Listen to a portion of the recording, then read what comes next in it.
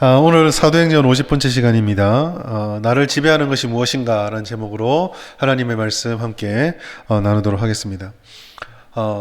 하늘은, 여러분, 하늘 하면 어떤 생각이 먼저 떠오르세요? 저는 한 번씩 꿈을 꾸면 옛날부터 꿨던 꿈 중이에요. 제일 힘든 꿈이 있는데, 좀 제가 망상이 많은가 봐요. 막 사람들하고 하늘을 날아다니면서 막 여행하고 모험하는 그런 꿈을 꿉니다. 근데 저는 그 꿈을 되게 싫어했어요. 왜 싫어했냐면요. 자, 날자, 시작 하면 다 하늘을 하는데 저는 땅에서 꼭 30cm만 뜨는 거예요. 밤새도록 발버둥 치면서 좀 뜨고 싶어서 밤새도록 발버둥 치다가 꾸는 꿈이었거든요. 그래서 저에게는 이 하늘을 나는 꿈이 굉장히 좀 곤혹스럽고 힘든 꿈이었습니다. 곰곰이 생각해 보면 아마 그 시점에 무언가 하늘을 난다는 듯이 불가능한 것이 가능해지는 어떤 것이 필요한 제 상황이 있었는데 제 머리 한쪽 구석으로는 이게 잘 안 될 것이다라는 마음이 있어서 그게 꿈에 반영된 게 아닌가 싶어요. 날긴 나는데 속 시원해 안 날아져요. 30cm에 딱 땅에 붙어서 말이 30cm면 나는 게 아니죠. 손 내리면 땅바닥에 닿고 허리 힘 빠져서 발바닥 내리면 발이 땅에 닿고 뭐 이런 그런 꿈을 꿨던 거죠. 그 하늘이라고 하는 대상은 예전부터 우리가 정복하기 힘든 공간이었습니다. 그 예전에는 그래서 지금이야 우리가 이제 비행기가 막 날아다니고 하니까 하늘을 통해서 이동을 하지만 예전의 사람들에게 하늘은 정복할 수 없는 경외의 대상이었습니다. 그런데 이 하늘을 우리가 발견한 힘을 가지고 마음껏 날아다닐 수 있다라는 꿈을 꾸는 사람들이 100여 년 전에 있었어요. 당시에 사람들은 그냥 종이 비행기 접고 글라이더 날리면 그냥 바람을 타고 조금 나는 정도에 머물러 있었기 때문에 이와 같은 꿈을 꾸는 사람을 참 조롱하고 비웃었습니다. 그런데 이러한 일이 가능하다라고 꿈꾸던 사람이 있었습니다. 그 사람이 1903년에 마침내 동력을 가지고 하늘을 나는 비행기를 띄우는 사건이 납니다. 힘을 가지고 딱 던지니까 바람이 불 때 날아갔다가 바람 떨어지면은 아무 힘도 없이 팩 떨어지는 게 아니라 내가 원하는 방향으로 내가 원하는 힘으로 내가 원하는 만큼 또 내가 내려가고 싶을 때 내려오는 이런 일들을 했던 거죠. 우리가 잘 알고 있는 1903년에 라이트 형제가 최초의 동력 비행기를 하늘로 띄우게 됩니다. 우리가 지금 보고 있는 이 비행기가 사실은 하늘을 날아다니고 한지 별로 오래되지가 않았어요. 사람들에게 조롱을 받을 때 그리고 어려움이 닥칠 때 불가능한 일이 있다, 불가능한 장벽이 나를 가로막을 때 그때의 사람들은 비로소 내가 무엇에 지배를 받고 있는가, 내 마음에 가득 차 있는 것이 무엇인가가 나타나게 됩니다. 이걸 조금 더 다른 말로 표현하자면 평탄하고 아무 문제 없을 때는 표시가 안 나다가 내가 지금 어떤 상황인가는 어려운 일이 닥치거나 무언가 내가 지금까지 살아왔던 대로와의 삶을 살 수 없는 상황이 딱 일어나게 되면 비로소 내 현 주소가 드러나게 된다라는 거죠. 위기의 순간이나 혹은 반대로 절호의 기회가 찾아왔을 때 내가 어떻게 행동하고 어떻게 반응하는가가 내 안에 어떤 욕망이 있는지, 내 안에 가득 차 있는 것이 무엇인지를 그대로 보여준다라는 것입니다. 오늘 저는 이런 맥락에서 재판을 받고 있는 사도 바울, 이 재판의 거의 마지막 장면을 함께 다루어 보고자 합니다. 왜냐하면 제가 볼 때 이 말씀 속에는요, 사도 바울에게 무엇이 담겨 있었고 또 그 모습이 오늘 성도들이 무엇으로 우리를 채워야 되는가를 답해주는 답이라고 생각하기 때문입니다. 오늘 본문의 말씀에서 명확하게 볼 수 있는 한 가지 사실은요, 사도 바울이 정말로 그 마음속에 예수의 복음으로 가득 차 있었구나 라는 것을 발견하게 돼요. 여러분, 여러 번 지금 계속 26장을 보고 있는데요, 이 26장의 장면은 재판의 장면입니다. 여러분, 재판은요 목적이 뭐죠? 우리가 재판을 왜 하죠? 누가 옳은가, 누가 틀렸는가를 가려서 법적으로 그 권위를 인정받아서 옳은 사람들은 자유가 되고 옳지 못한 사람은 벌을 받게 하는 거예요. 옳고 그름을 가리는 것이 재판 아닙니까? 그렇다면 재판에서 가장 중요한 것은 더 누가 옳은가 혹은 누가 잘못됐는가, 여기에 모든 초점이 맞추어지게 됩니다. 이게 이제 조금 좋지 못한 방향으로 됐을 때 명확한 사실이 있음에도 불구하고 그저 판결만 받아내면 되니까 무언가 좀 비틀어지고 이런 것들도 나타나는, 우리 영화나 그런 것들을 좀 가정에서 많이 보여지게 되죠. 그런데 이 재판의 장면에서 옳고 그름이 중요한 장면인데 오늘 사도 바울은요, 그 26장 전체의 내용의 말씀을 쭉 읽어보면 옳고 그름에 대해서 별로 집착하지를 않습니다.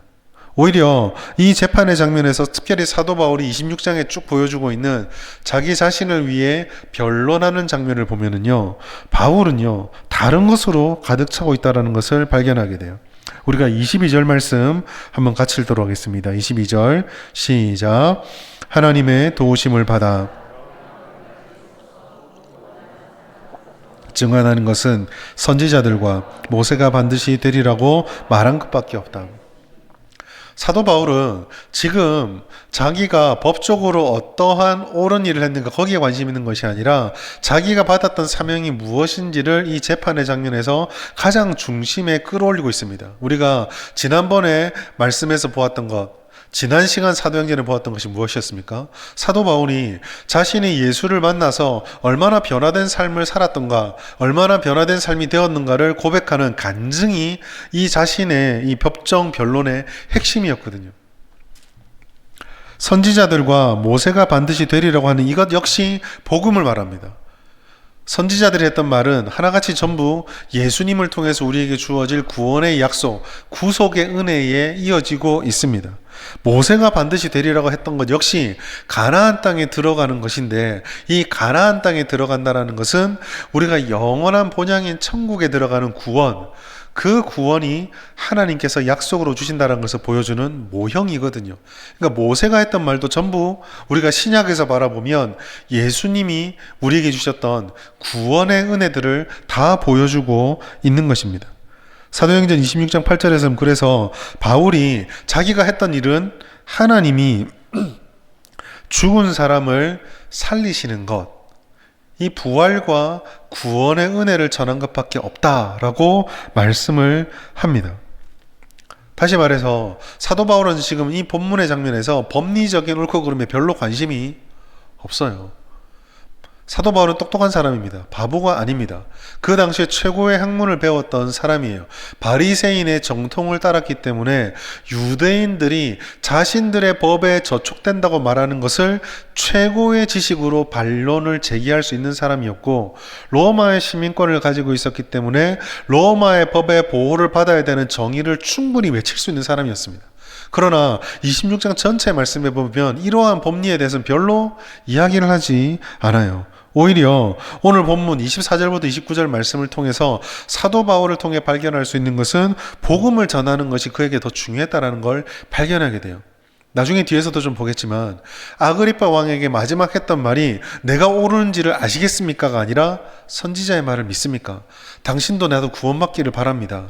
여기에는 모든 사람이 구원받는 것이 내가 간절히 바라는 것입니다 라고 말하거든요. 어떤 사람이 재판의 자리에서 복음을 드러내겠어요? 여러분, 이게 얼마나 대단한지 예를 들어보면 이런 겁니다. 그럴 일이 없어야 되지만 우리가 이 땅을 살아가면서 세상 법정에서 재판에 들어갔다고 합시다. 재판하는 내용 중에 사람들이 바라보고 있는 우리가 성도라는 것을 알고 있다는 것을 가정을 해보겠습니다.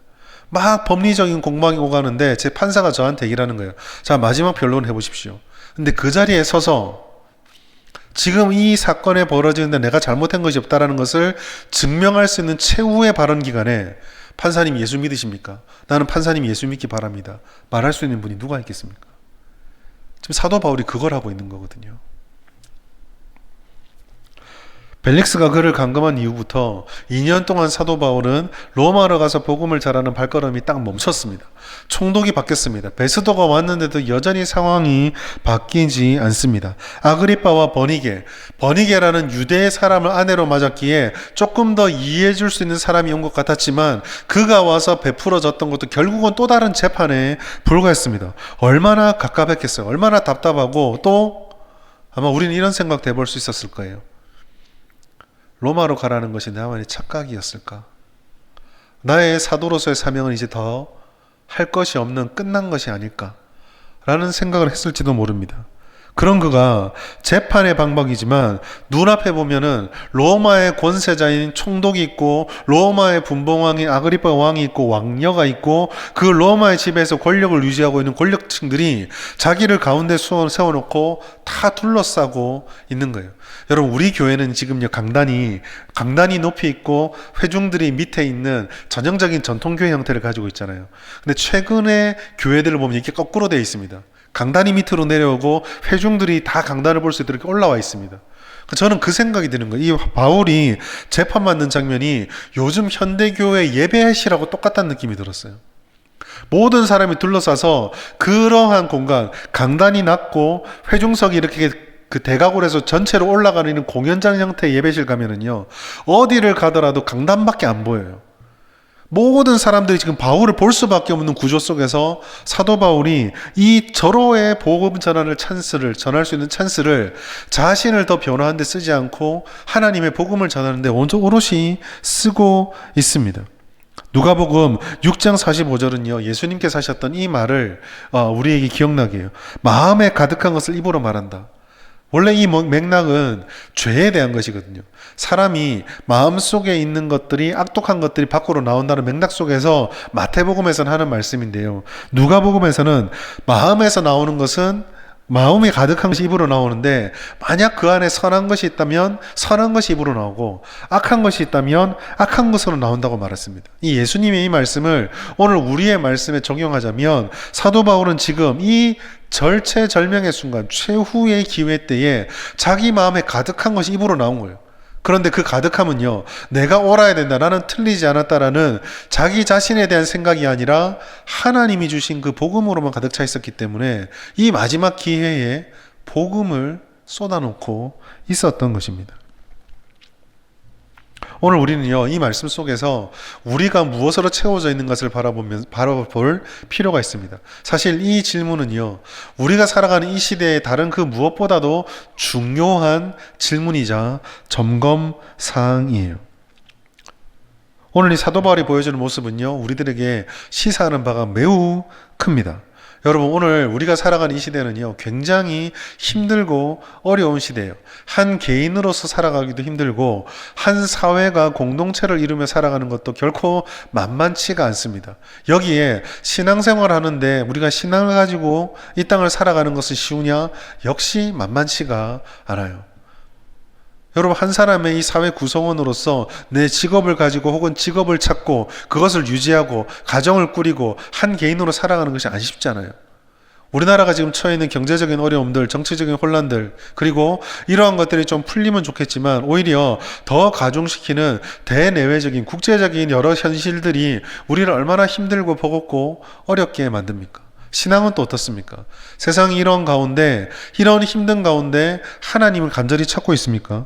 예전에 우리나라가 지금 100년 전쯤에 일제시대를 거치고 6.25를 거치고 경제 중흥기를 거칠 때 그 힘들고 어려움을 해소하고 해결하기 위한 수많은 의존들 중에 당당하게 기독교의 신앙이 그 중심을 차지한 때가 있었거든요. 많은 사람들이 여유가 없고 넉넉하지 않지만 기도하고 하나님 믿으며 자신의 삶을 희생하고 하나님을 의지하면서 삶을 꾸려냈던 시절들이 있었습니다. 그 시절에 하나님이 은혜가 부어졌고 교회가 부흥해왔고 신앙생활하는 성도들의 삶이 또 그 신앙의 은혜들이 열매처럼 맺히는 기간들을 우리는 살았어요. 그러나 요즘은 어떻습니까? 누구나 어렵다고 말하고 누구나 힘들다고 말하지만 그러한 어려움과 힘든 가운데 많은 사람들이 신앙을 찾는 것이 아니라 더 세속적이고 더 세상적이고 더 육체적이고 더 쾌락적이고 더 말초 신경을 자극하는 1차원적인 것에 혈안이 되어 있고 집중되어 있잖아요. 돈을 추구하고 살아왔던 세상 사람들이 그 돈이나 경제적인 어려움으로 인해서 무너지는데 또다시 돈에게 노예가 되어져서 더 많은 돈, 더 확실한 돈을 쫓는 세상. 오늘 우리가 살아가는 이 시대가 그렇거든요. 그곳에서 하나님이 말씀하시는 절대 진리와 가치를 인정하지 않는 세상 속에서 우리들은 하나님을 쫓으며 살아갑니다. 쉽지 않죠. 이중고를 우리는 겪고 있는 것입니다. 이게 우리가 살아가는 시대의 모습이에요. 그러나 여러분, 오늘 사도 바울이요, 이 재판이라고 하는 말도 안 되는 억압과 압박과 힘든 현실 속에서 이 보여준 이 모습이요, 오늘날 교회와 성도들이 무엇을 더 돌아보아야 되는지에 답을 내려주고 있습니다. 어려운 신앙, 누구나 다 어렵다 말합니다. 그런데 여러분, 오늘날 중요한 것은요, 이 시대가 어떻다가 아니다 라는 걸 사도 바울이 보여주고 있습니다. 정작 중요한 것은 그 어렵고 힘든 시대마다 어렵고 힘든 시기들이 있었지만 오늘날 우리가 살아가는 이 시대에 우리들이 무엇으로 채워져 있는가, 우리의 신앙의 현주소가 지금 어디에 있는가를 사도 바울은 보여주고 있는 거예요. 예수님의 중심, 말씀의 선명한 기준, 하나님으로 가득 채워져 있어서 똑같은 시대의 어려움을 짊어지고 있지만 세상과 다른 삶의 모습들과 세상과 다른 가치들을 우리가 추구할 수 있는가, 이것을 우리에게 보여주고 있다는 거죠. 사실은 일부일 수도 있고 또 과장될 수도 있고 아니면 예전보다 조금 빈번해졌을 수도 있지만 오늘날 우리가 가지고 있는 신앙의 현주소는 세상보다 무언가 탁월하다라고 보여줄 만하지 못하다라고 우리가 생각하고 있는 것 아닌지를 한번 돌아보게 됩니다. 우리들의 마음을 채우고 있고 교회의 마음을 가득 채우고 있는 것들이 세상이 좋아하고 세상 사람들이 누구나 다 필요하다고 생각하는 그것에 얽매여 있지 않은가라는 거죠. 훨씬 어렵고 암울할 때에도 하나님을 기대하며 밝혔던 그 말씀과 기도와 예배의 불꽃이 오늘 우리들에게서 사라져가고 있다는 거. 많은 목사님들과 세미나를 가든 아니면 또 이런 전화 통화를 통해서 한 번씩 한 달에 모이는 기도 모임 이런 것들을 통해서 이런저런 이야기를 하다 보면 다 교회마다 또 목사님들의 목회들마다 여러 상황들은 다 제각각입니다. 그런데 그런 제각각인 상황들 속에서 하나로 모아지는 안타까움이나 어려움이 있어요. 그게 뭐냐면 동의하는 것은 다들 지금 힘든 시대다라는 걸 다 동의합니다. 그런데 다 안타깝게 느끼는 것은 힘들다고 말하는 사람은 많은데 정작 하나님을 더 의지하고 정작 기도의 불을 태우는 교회들이 점점 사라져가고 있다라는 거예요. 예전에 우리의 선배들은 그렇지 않았거든요. 예전에 우리 선배들은 힘들면 교회 와서 기도하고 힘들면 주님의 말씀 한 자락 붙잡고 어떻게 우리가 지금 요즘 시대에 바라보면 이런 것 같아요. 요즘 시대에 바라보면 아유 그 말씀은 좋은데 어떻게 그것만 붙잡고 있냐, 뭘 좀 해야 되지 않느냐 라고 답답해하는 삶을 지켜냈었습니다. 바울의 모습이요, 이러한 우리들이 무엇이 결핍되어 있는가를 보여주고 있는 거예요. 바울은 이런 어려운 상황에서도 전혀 주눅들지 않고 오히려 세상 모든 사람들이 무죄를 인정받아야 된다라고 혈안이 될 수 있는 그 상황에 구원을 외치는 다른 삶의 모습을 보여주었습니다.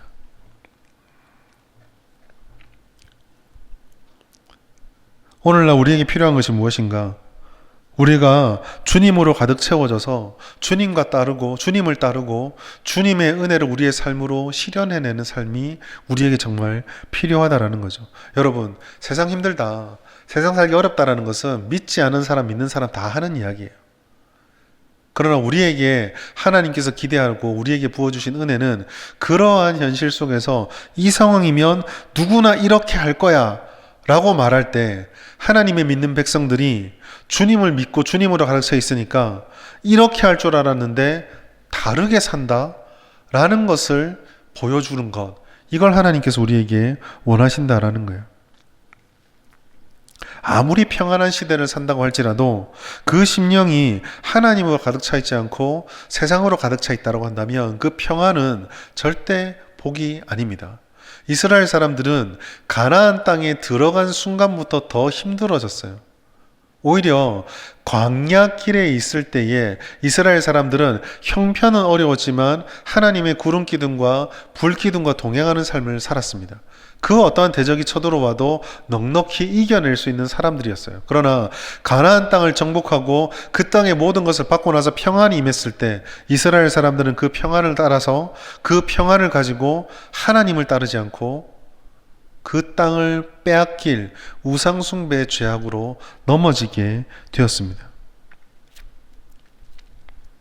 오늘 우리는요, 오늘 이 밤에 우리가 함께 기도해야 될 것은 우리 마음 속에 과연 나를 가득 채우고 있는 것은 무엇인가? 내 가정을 바라볼 때 내가 지금 가지고 있는 기도 제목들, 고민들, 삶의 어려움들, 마음의 상태들, 우리 상황의 현실들을 품고 있는 내가 정말 무엇으로 가득 차 있어서 이런 생각을 하고 이런 말을 하고 이런 행동을 하는가를 돌아볼 수 있어야 한다는 거죠. 그리고 정답은 우리는 더욱더 주님이 주시는 은혜로 주님으로 우리 자신을 채워야 합니다. 근데 오늘 본문은요, 그렇게 우리를 채웠을 때에 모든 것이 다 잘 뚫리고 아무 어려움이 없을 것이다 라고 약속해 주는 것은 아니에요. 오히려 이와 같은 믿음이 있을 때에 우리가 각오해야 될 두 가지를 보여주고 있습니다. 첫 번째로는요, 우리가 이와 같은 믿음으로 가득 차고 주님으로 가득 차게 되면은 세상으로부터 오해를 받고 조롱을 받을 수 있다라는 것을 성경은 말해줍니다. 사도행전 26장 24절 말씀 우리 같이 한번 읽겠습니다. 시작. 바울이 같이 변명하되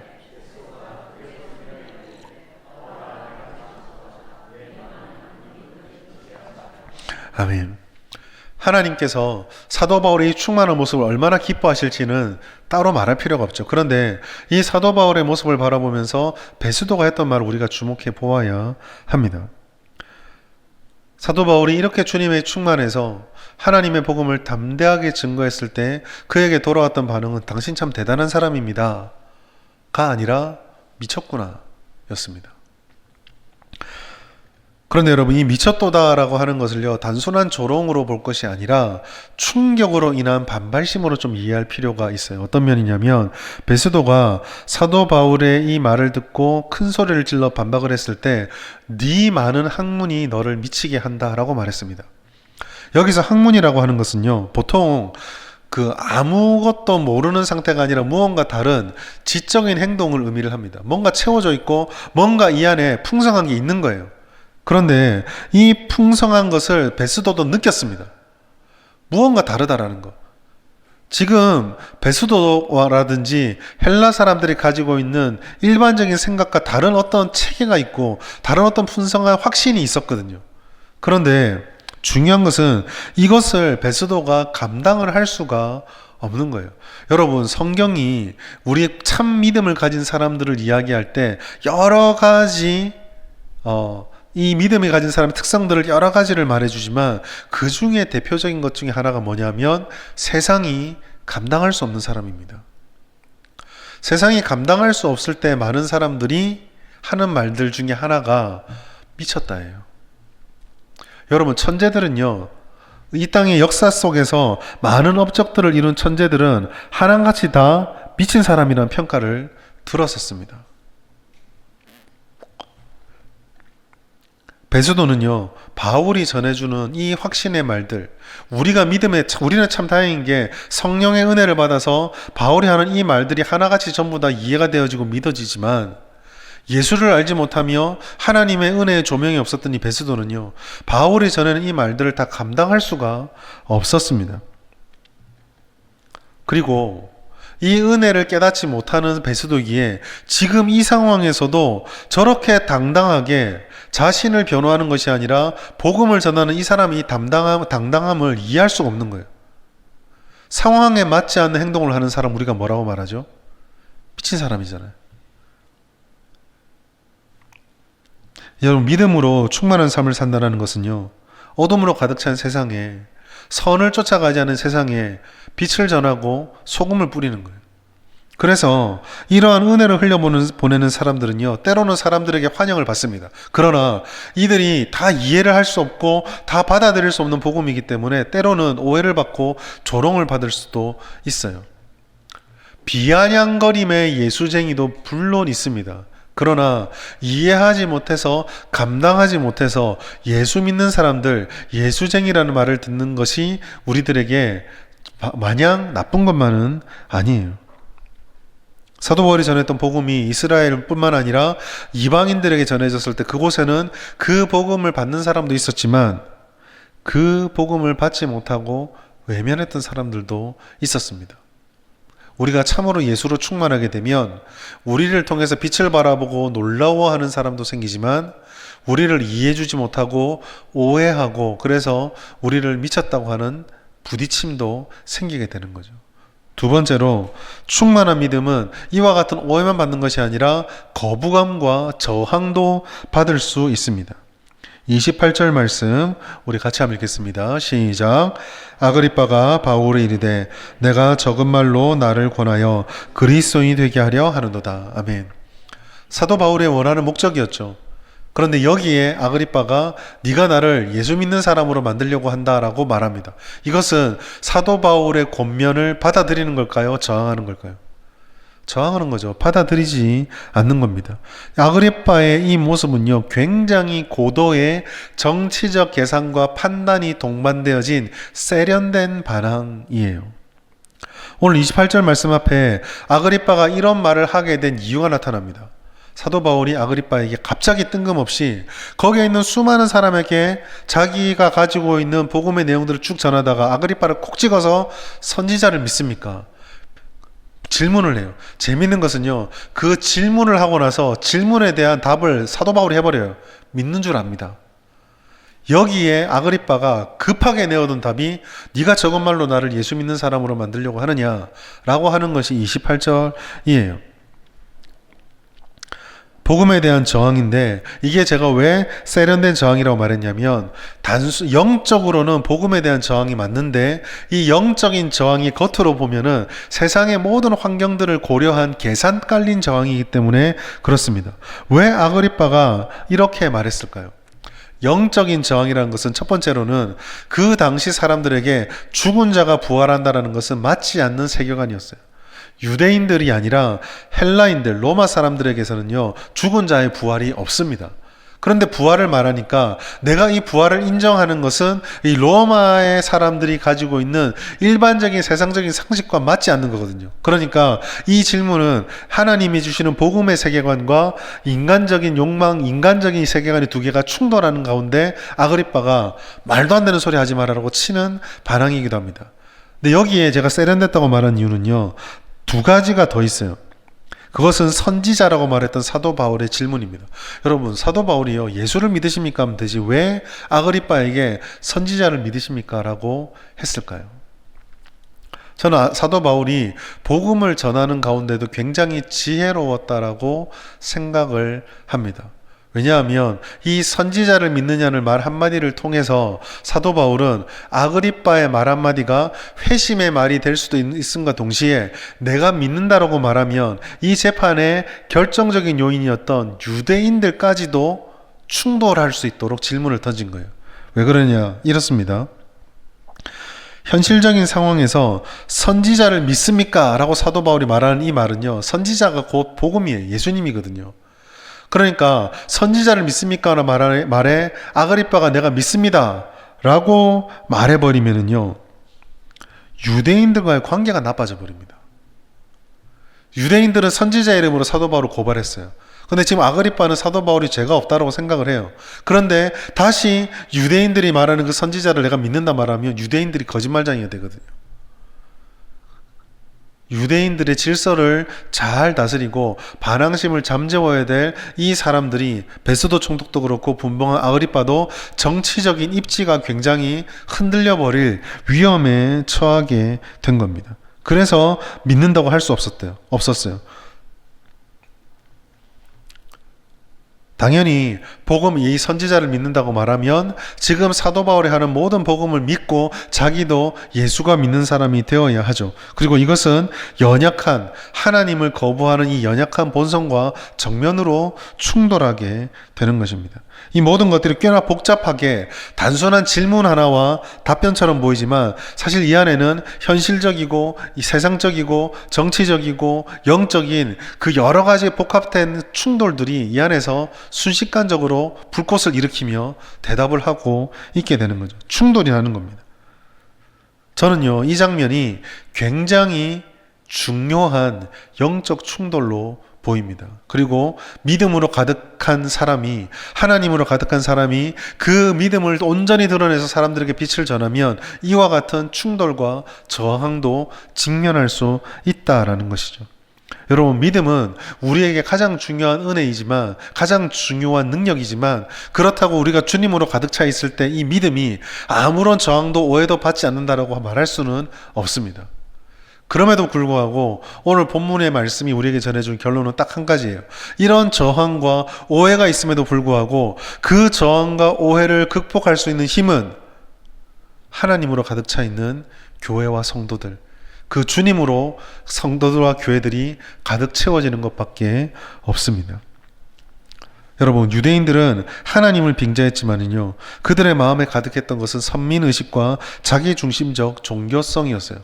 여러 번 제가 이 사도행전의 말씀을, 특별히 바울을 방해하고 핍박하는 이 유대인들을 이야기할 때마다 늘 말씀드렸던 것이, 유대인들은요, 하나님이 아니라 자신을 섬겼기 때문에 하나님의 이름으로 예수님을 십자가에 못 박았어요.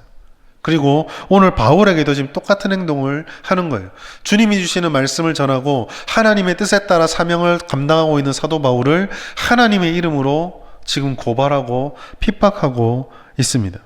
로마의 권력자들과 그리고 이 로마의 권세자들은 자신의 출세와 자기 권력 유지라고 하는 현실적인 세상적인 욕망에 따라서 이 재판에 동참하고 있어요. 이 사람들은 로마법을 준수하고 있고 유대인 준수한다고 외쳤지만 터무니없는 유대인들의 요구를 받아들이고 있습니다.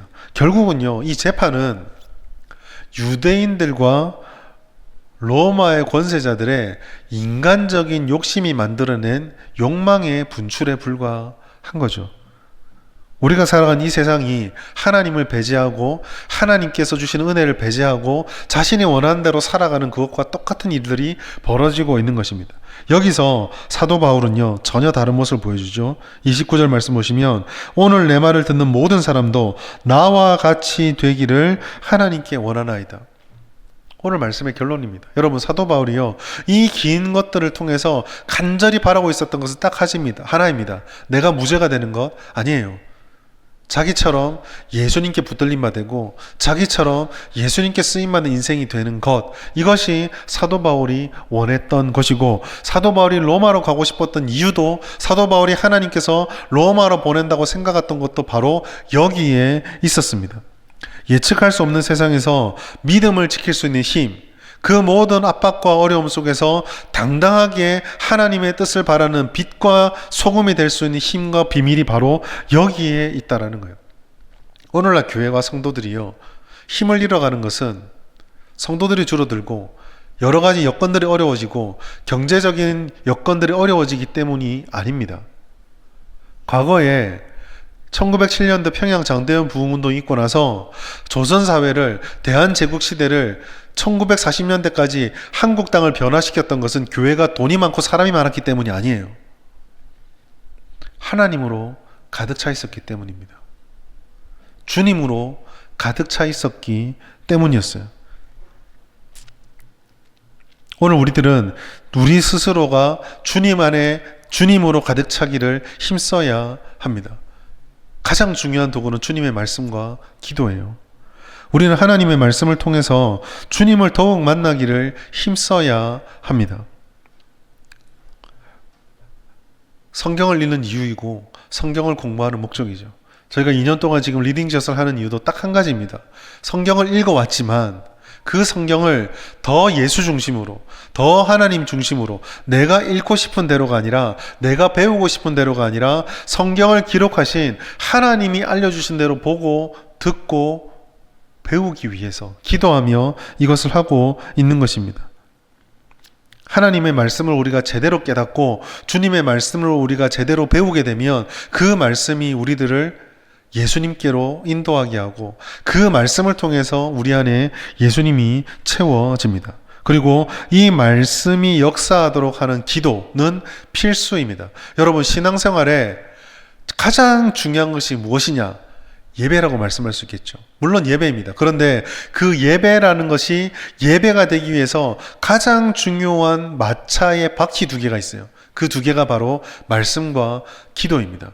말씀과 기도라는 바퀴가 제대로 갖추어져 있어야 그 위에 예배라는 마차 칸을 세울 수가 있고 그 안에 봉사든 교제든 무엇이든 채워 넣을 수가 있는 거예요. 아무리 집만 덩그러니 있어도 말씀과 기도의 두 바퀴가 빠져버리면요, 그 자리가 멈춰 있는 장식품에 불과합니다.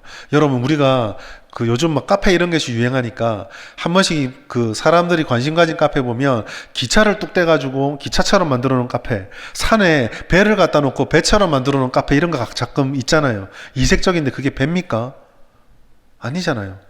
그냥 거기에 있는 거예요. 배로서의 역할을 하지 못합니다. 여러분, 신앙생활에 말씀과 기도라는 두 마차가 제대로 끼워져서 그 바퀴가 굴러가지 않으면요, 우리는 제대로 된 신앙생활을 할 수가 없어요. 말씀과 기도의 이 바퀴가 제대로 돌아갈 때 비로소 우리 안에, 우리의 심령에 하나님이라고 하는 은혜, 예수님이라고 하는 존재로 가득 채워질 수 있게 되는 것입니다. 세상에 휩쓸리지 않는 힘, 세상의 것을 더 많이 가지는 것에 있지 않습니다. 세상을 이길 수 있는 힘은요, 세상 것을 많이 가진다고 되는 게 아니에요. 가나안 땅에 들어가면 다 잘 될 줄 알았어요. 그러나 이스라엘은 가나안 땅에 들어가고 나서 그들이 그토록 바랬던 것을 손에 쥐고 나서부터 타락했습니다. 우리는 이와 같은 힘의 논리에 우리의 마음이 빼앗겨서는 안 돼요. 이 밤에 우리가 기도해야 될 것, 많은 사람들이 연휴의 마지막이라고 가는 날이 아쉬워서 더 즐겁게 더 우리의 것들을, 우리가 바라고 놀고 싶은 것들을 놀고 있는 이때에 우리가 이 자리에 기도하는 이유입니다. 하나님으로 채워지는 것.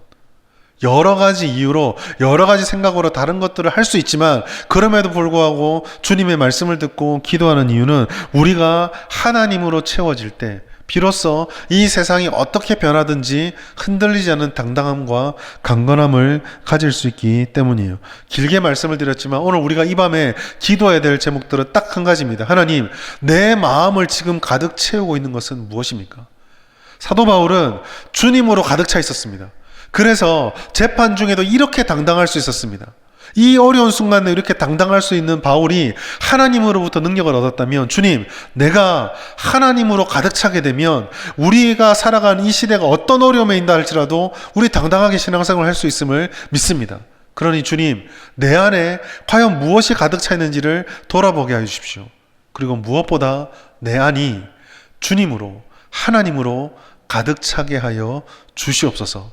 그래야 해서 우리에게 주어진 어떠한 삶이 우리 가운데 다가온다 할지라도 내 안에 가득 찬 주님을 붙잡고 기도하고 주님의 그 능력 힘입어서 당당하게 이 세상의 거친 파도를 싸워나가고 이 파도를 타서 이겨낼 수 있는 우리 모든 성도가 되길 바랍니다. 이것이 주님이 우리에게 주신 약속이며 오늘 말씀을 통해 우리에게 주신 하나님의 바람입니다. 주님으로 가득 찬 우리 모든 성도님들이 되고 하나님의 마음으로 충만한 우리 진주 성국교회 되기를 예수님의 이름으로 축복합니다.